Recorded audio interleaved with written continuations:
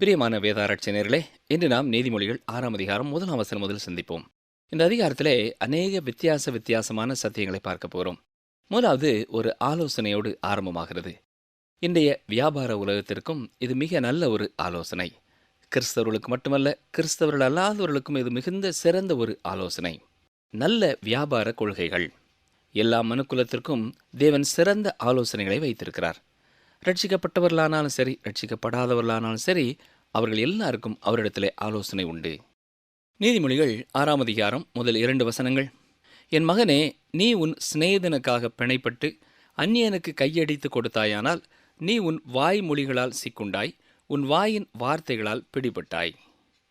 எந்த காலகட்டத்திற்கும் மிகவும் பயனுள்ள 2 ஆலோசனைகள் இங்கே கொடுக்கப்பட்டிருக்கின்றன. சிநேகிதன் என்று சொல்லி எதற்கும் கையெழுத்திடக்கூடாது. அதுபோல முன்பின் அறியாத எவரோடும் எந்த ஒப்பந்தத்திலும் ஈடுபடக்கூடாது. ரட்சிப்பு நிச்சயத்தை பெற்றுக்கொள்ளாத ஒரு சகோதரனும் கூட தன்னுடைய வியாபாரத்திலே இந்த கொள்கையை மனதிலே வைத்துக் கொள்ள வேண்டும். அது அவனுக்கு மிக உதவியாயிருக்கும். 2வது வசனத்தை பார்க்கும் பொழுது, அடுத்த அந்த மனிதன் பெருமையோடு பேசுவது போல தெரிகிறது. ஒருவன் மற்றொருவனோடு கூட ஒரு ஒப்பந்தத்தில் கையெழுத்திடுவதின் நோக்கமே அவனை விட மேலானவனாக தான் காணப்பட வேண்டும் என்பதற்காகவே, பல காரியங்களிலே தான் சிறந்து விளங்குவதை காண்பிக்க வேண்டும் என்பதற்காகவே. எனவே அப்படிப்பட்ட மனிதர்களை குறித்து நாம் எச்சரிக்கையாக இருக்க வேண்டும். நீதிமொழிகள் 6ஆம் அதிகாரம் 3ஆம் வசனம். இப்பொழுது என் மகனே, உன் சிநேகிதனுடைய கையில் நீ அகப்பட்டு கொண்டபடியால் நீ உன்னை தப்புவித்துக் கொள்ள ஒன்று செய். அதாவது, அவனிடத்திலே சென்று காரியங்களை பேசி சரி செய்வதை குறித்து நீ பயப்பட வேண்டாம். நண்பர்களோடு உறுதியாக இருந்து எதிரிகளை குறித்து ஜாக்கிரதையாக இருக்க வேண்டும். இதே சத்தியத்தை நாம் பார்க்க போகிறோம். நீதிமொழிகள் 6ஆம் அதிகாரம் 4-5 வசனங்கள். உன் கண்ணுக்கு நித்திரையும் உன் கண்ணிமைக்கு தூக்கமும் வரவிடாமல் உன் சிநேகிதனிடத்தில் போய் உன்னை தாழ்த்தி அவனை வருந்தி கேட்டுக்கொள். வெளிமான் வேட்டைக்காரன் கைக்கும் குருவி வேடன் கைக்கும் தப்புவது போல நீ உன்னை தப்புவித்துக்கொள். காரியங்கள் பழுதடைந்து கிடக்கும் பொழுது நீ படுத்து கிடக்காதே. நீ சரி செய்ய வேண்டிய காரியங்கள் இருக்கும் பொழுது சாய்வு நாட்காலியில் உட்கார்ந்து கொண்டிருக்காதே. சீக்கிரமாக போய் நேராக்க வேண்டிய காரியங்களை நேராக்க வேண்டும். சிநேகிதருக்காக நீங்கள் பிணைப்பட்டிருப்பீர்கள் என்றால், ஒரு பறவை வலையிலே சிக்கொண்டிருப்பதை போல சிக்கொண்டிருக்கிறீர்கள். இது ஒரு எச்சரிப்பு. வியாபாரத்துறையில் இருக்கிறவர்கள் எப்படி இருக்க வேண்டும்? எறும்பினிடத்திலிருந்து கற்றுக்கொள்ள வேண்டும். நீதிமொழிகள் 6ஆம் அதிகாரம் 6 முதல் 8ஆம் வசனம் வரை பாருங்கள். சோம்பேறியே, நீ எறும்பினிடத்தில் போய் அதன் வழிகளை பார்த்து ஞானத்தை கற்றுக்கொள். அதற்கு பிரபுவும் தலைவனும் அதிகாரியும் இல்லாதிருந்தும் கோடை காலத்தில் தனக்கு ஆகாரத்தை சம்பாதித்து அறுப்பு காலத்தில் தனக்கு தானியத்தை சேர்த்து வைக்கும். எறும்பு சிறியதாக இருந்தாலும் அது ஒரு பெரிய ஆசிரியராய் இருக்கிறது. மிக உன்னதமான சத்தியங்களை அது நமக்கு கற்றுத்தருகிறது. தன்னுடைய பணியிலே அது மிகவும் கண்ணும் கருத்துமாய் இருக்கிறது. ஒவ்வொரு கர்த்தருடைய பிள்ளைகளும் எறும்பினிடத்திலிருந்து இதை கற்றுக்கொள்ள வேண்டும். எறும்பின் வாழ்க்கையிலே எது மிக முக்கியமானதோ அதை செய்வதிலே அது மிகவும் சுறுசுறுப்பாய் இருக்கிறது. குளிர்காலத்திற்காக ஆகாரத்தை சேர்த்து வைக்கிறது. எதிர்காலத்தை குறித்த அக்கறை உள்ளதாய் இருக்கிறது.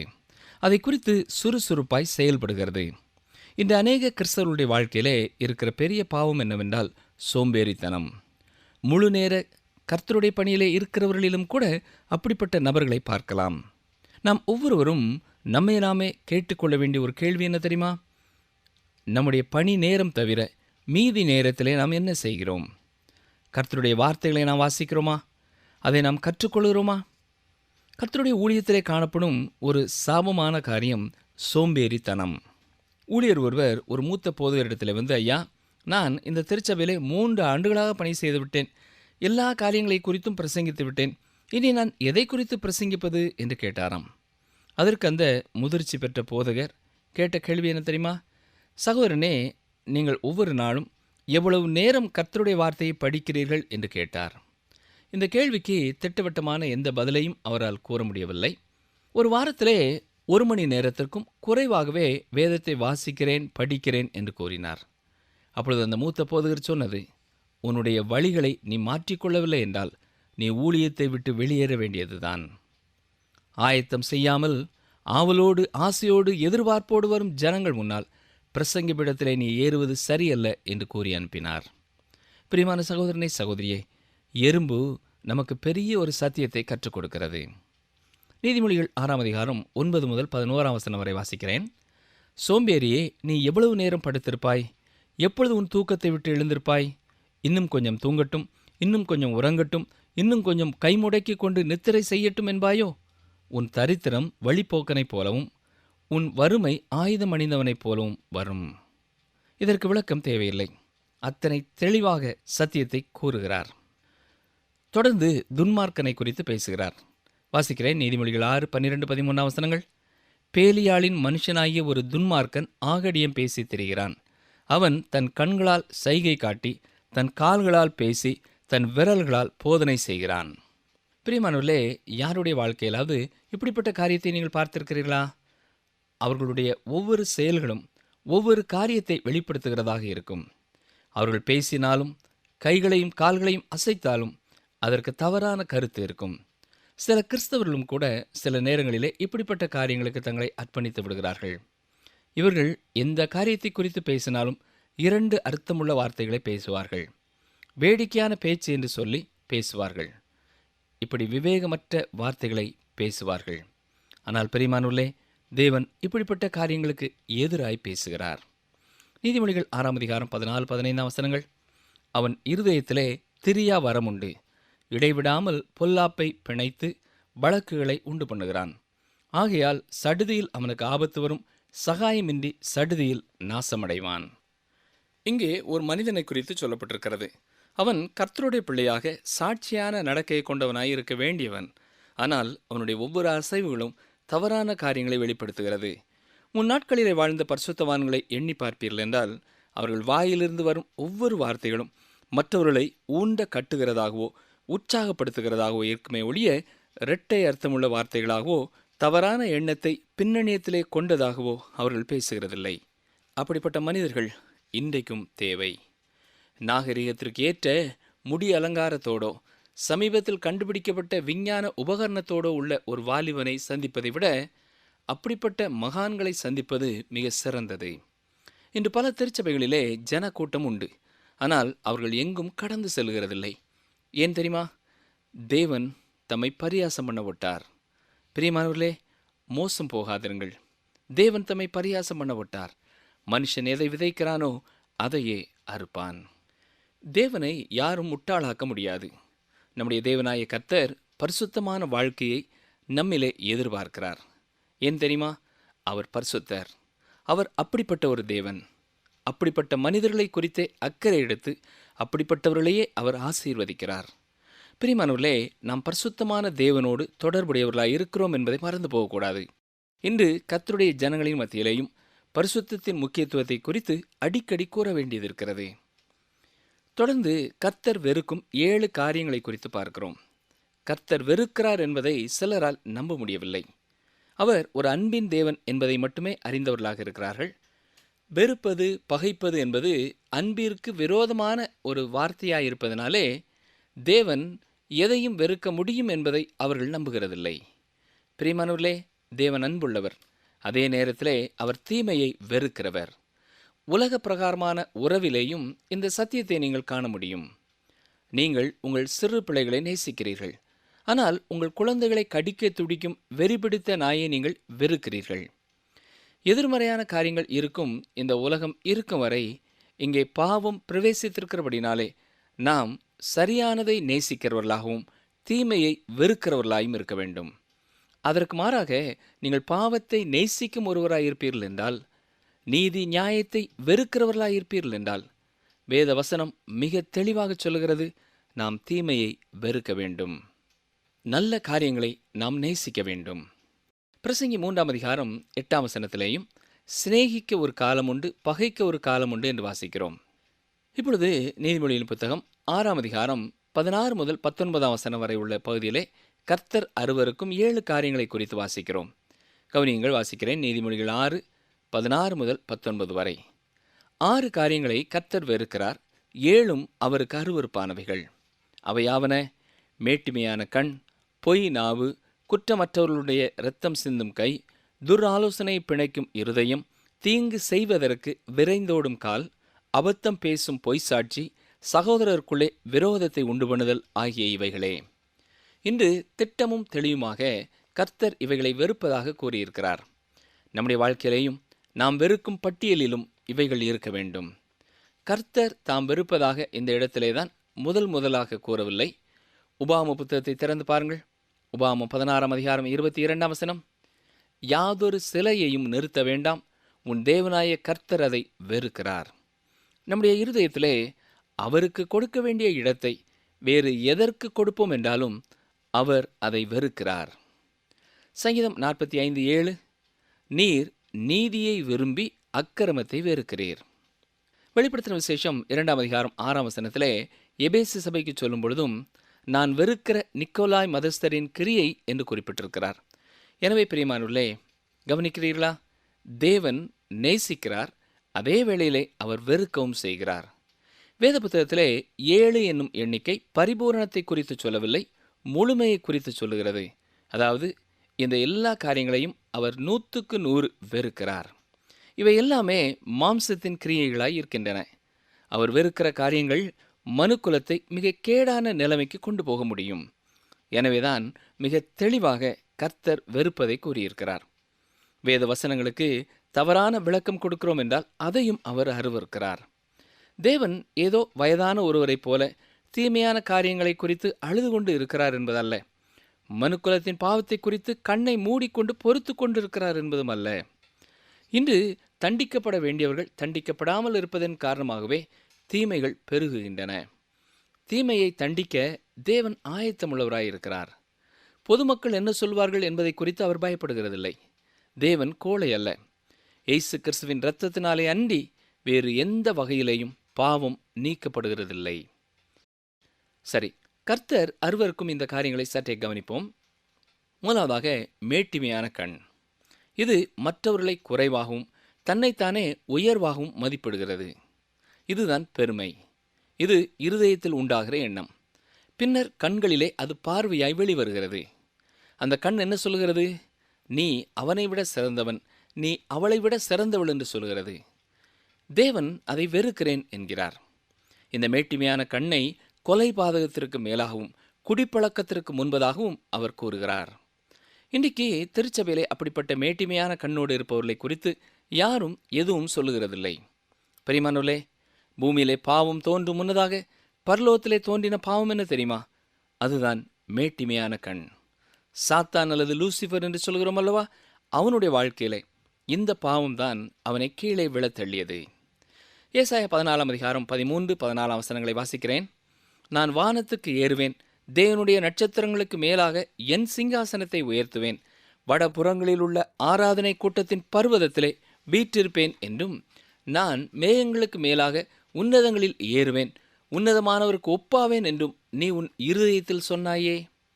அவனே ஏதேன் தோட்டத்திலே மனிதனிடத்திலேயும் வந்து ஆதியாகமம் 3:5 நாம் பார்க்கிறது போல நீங்கள் தேவர்களைப் போல ஆவீர்கள் என்று கூறுகிறான். இன்று உண்டாகிற மனோதத்துவ ரீதியான இடையூறுகளும் மற்ற பெருமை தொடர்பான வியாதிகளுக்கும் காரணம் மேட்டிமையான கண். இந்த பிரச்சனைக்கு காரணம் என்ன தெரியுமா? ஒரு முழுமையாகாத ஆழ்தத்துவம். முக்கியமான ஒரு நபராக வேண்டும் என்ற ஒரு ஆசை, மற்றவர்கள் தங்களை மதிக்க வேண்டும், தங்களுக்கு முக்கியத்துவம் கொடுக்க வேண்டும் என்ற இச்சை, இது தேவனை விட்டு தனித்திருக்க வேண்டும் என்ற எண்ணத்தை ஒருவருக்கு கொடுக்கிறது. தனக்குத்தானே கடவுளாக இருக்க விரும்புவது. இந்த காரணத்தினாலே தான் நற்கிரியைகளினாலே ரட்சிப்பு என்பது மனிதனை வசீகரிக்கும் ஒரு காரியமாயிருக்கிறது. இப்படி பெருமை உள்ளவர்கள் சொல்ல விரும்புவது என்ன? நானே என் ரட்சிப்பை சம்பாதித்துக் கொள்வேன், நானே செய்து கொள்வேன், கடவுளே நீர் எனக்கு தேவையில்லை என்று சொல்ல செய்கிறது. உம்முடைய குமாரனாய் இயேசு கிறிஸ்து எனக்காக மரிக்க தேவையில்லை. நான் உம்முடைய பிரசன்னத்திற்குள்ளே கடந்து வரும்பொழுது நீர் என்னை ஏற்றுக்கொள்ள வேண்டும் என்றால் உம்மை போல நானும் நல்லவன், உமக்கு பக்கத்திலே நானும் உட்கார விரும்புகிறேன் என்று சொல்லுகிறது.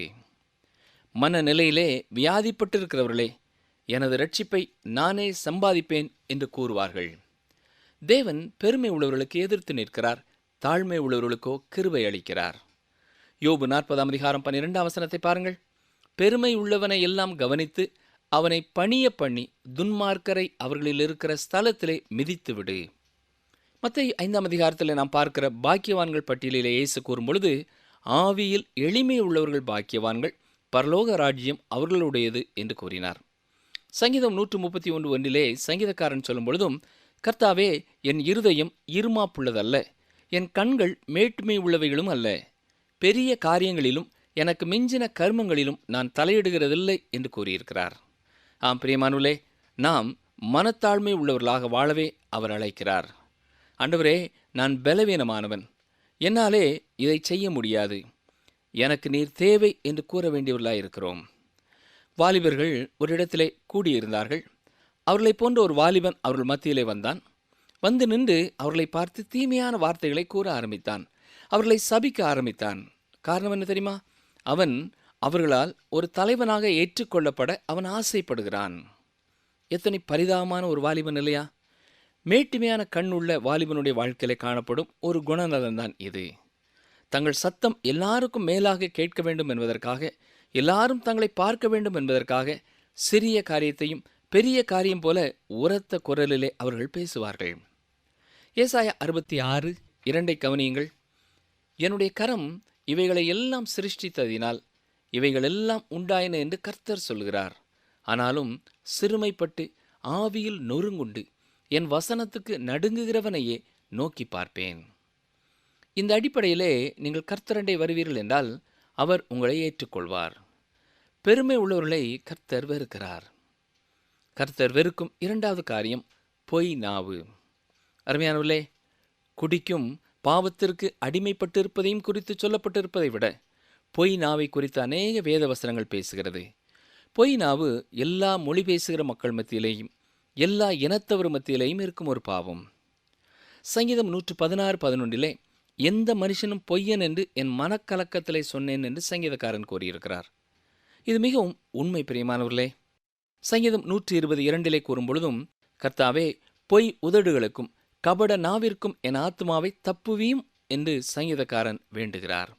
மட்டுமல்ல, 51 சங்கீதம் 6 வசனத்திலேயும், இதோ உள்ளத்தில் உண்மை இருக்க விரும்புகிறீர், எனவே கர்த்தாவே, என்னுடைய அந்தரங்கத்திலே எனக்கு ஞானத்தை தெரியப்படுத்தும் என்று ஜெபிக்கிறார். சங்கீதம் 31:5 ஜெபிக்கும் பொழுதும், உமது கையிலே என் ஆவியை ஒப்புவிக்கிறேன், சத்தியபரனாகிய கர்த்தாவே, நீர் என்னை மீட்டுக் கொண்டீர் என்கிறார். ஆம் பிரியமானவர்களே, தேவன் பொய் உரையாதவர், அவர் சத்தியபரன். மூன்றாவதாக கர்த்தர் அருவருக்கும் ஒரு காரியம் குற்றமற்றவர்களுடைய இரத்தத்தை சிந்தும் கை. கொலை செய்வது என்பது மனிதனும் தேவனும் வெறுக்கும் ஒரு காரியம். கொலை செய்கிறவன் தண்டிக்கப்பட வேண்டும் என்று தேவன் கூறுகிறார். ஏனென்றால் மனிதனுடைய வாழ்க்கை அருமையானது, பரிசுத்தமானது என்று தேவன் கூறியிருப்பதின் மகத்துவத்தை உணராமல் கொலை செய்கிறான். ஆனால் இன்று மனிதர்களுக்குள்ளே ஒரு வித்தியாசமான எண்ணம் இருக்கிறது.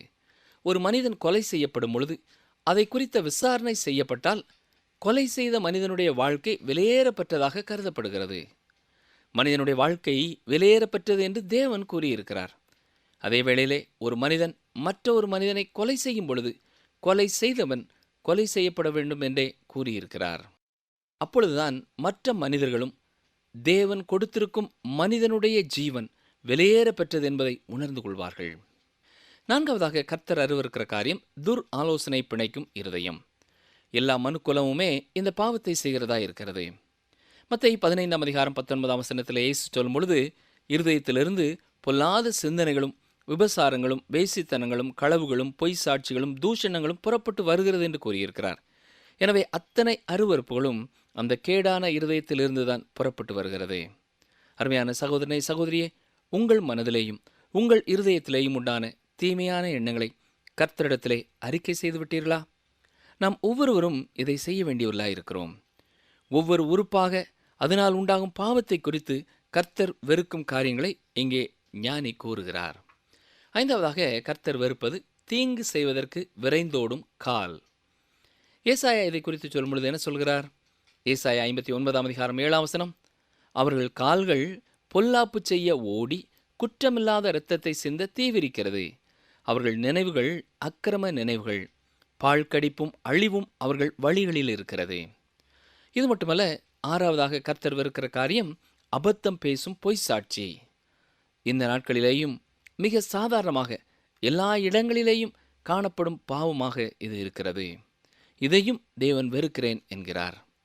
ஏழாவதாக சகோதரருக்குள்ளே விரோதத்தை உண்டு பண்ணுதல். பாக்கியவான்கள் வரிசையிலே இயேசு கூறிய காரியம் என்ன தெரியுமா? மத்தேயு 5:9 சமாதானம் பண்ணுகிறவர்கள் பாக்கியவான்கள், அவர்கள் தேவனுடைய புத்திரர் எனப்படுவார்கள். இன்றைக்கு பலர் சகோதரருக்குள்ளேயும் யுத்தங்களையும் சண்டைகளையும் உருவாக்குகிறவர்களாக இருக்கிறார்கள்.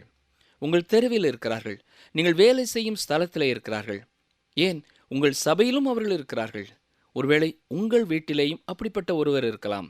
ஒருவேளை இப்பொழுது நீங்கள் உட்கார்ந்திருக்கிற இடத்தில் கூட அவர் உட்கார்ந்து கொண்டு இருக்கலாம். அருமையான சகோதரனே, சகோதரியே, குடும்பத்திற்குள்ளே, திருச்சபைக்குள்ளே ஒன்றாக வேலை செய்கிறவர்கள் மத்தியிலே விரோதத்தை உண்டு பண்ணுகிறவர்களை கர்த்தர் வெறுக்கிறார். கர்த்தர் அருவருக்கும் இந்த 7 பாவங்களும் ஒரு கண்ணாடியைப் போல இருக்கிறது. அதை கவனிக்கும் பொழுது, அதை வாசிக்கும் பொழுது, அதை பார்க்கும் பொழுது ஒருவேளை நம்மையே நாம் அங்கே காண்கிறோமா என்பதை குறித்து கவனம் உள்ளவர்களாயிருப்போம். கர்த்தருடைய வார்த்தையாகிய கண்ணாடியிலே உங்களை நீங்களே சற்று தெளிவாக பார்க்கிறீர்களா? நாம் இருக்கும் வண்ணமாகவே நம்மை நாம் பார்த்த பிறகு கர்த்தரிடத்திலே கடந்து சென்று எந்தெந்த காரியங்கள் நம்முடைய வாழ்க்கையிலேயும் காணப்படுகிறது என்று கர்த்தர் உணர்த்தினாரோ அதை அவரிடத்திலே அறிக்கை செய்ய வேண்டும். அவர் நம்மை சுத்தப்படுத்தும்படியாக உண்மையான இருதயத்தோடு நாம் அவரிடத்திலே அறிக்கையிடுவோமா? நீதிமொழிகள் 6:20-22 பார்ப்பீர்கள் என்றால், இள வயதிலே தகப்பனும் தாயும் கற்றுக் கொடுத்த காரியங்களை அவன் மறந்து போகக்கூடாது என்பதை குறித்து எச்சரிக்கப்படுகிறான். வீட்டுச் சூழலிலே, குடும்பத்திலே ஒருவர் கற்றுக்கொள்வது அவர்கள் வாழ்நாள் முழுவதும் அவர்களுக்கு முக்கியமான பாடங்களாகும். நீதிமொழிகள் 6:23 கட்டளையை விளக்கு, வேதமே வெளிச்சம், போதக சிற்சையே ஜீவவழி. ஆம் பிரியமான சகோதரனை, சகோதரியே, வேதவசனம் போதிக்கும் காரியங்களுக்கும் குடும்பத்தில் பெரியவர்கள் கற்றுக் கொடுக்கும் பாடங்களுக்கும் கருத்தோடு செவி சாய்த்து கர்த்தருக்கு பிரியமான ஒரு வாழ்க்கை வாழ நம்மை அர்ப்பணிப்போமா? நம்முடைய வாழ்க்கையிலே தேவன் அருவருக்கும் காரியங்கள் எதையாவது இன்றைக்கு நாம் உணர்ந்திருப்போம் என்றால், இன்றைக்கே நாம் உள்ளத்தின் ஆழத்திலிருந்து அதை கர்த்தரிடத்திலே அறிக்கை செய்து அவரோடு நல்மனம் பொருந்துவோமா? அவரே நம்மை கழுவி சுத்திகரித்து பரிசுத்தப்படுத்த சர்வ வல்லமை உள்ளவராயிருக்கிறார். அவருடைய சுத்திகரிப்பை பெற்றவர்களாக அவருக்கு சாட்சியாக வாழ நம்மை பூரணமாய் அர்ப்பணம் செய்வோம்.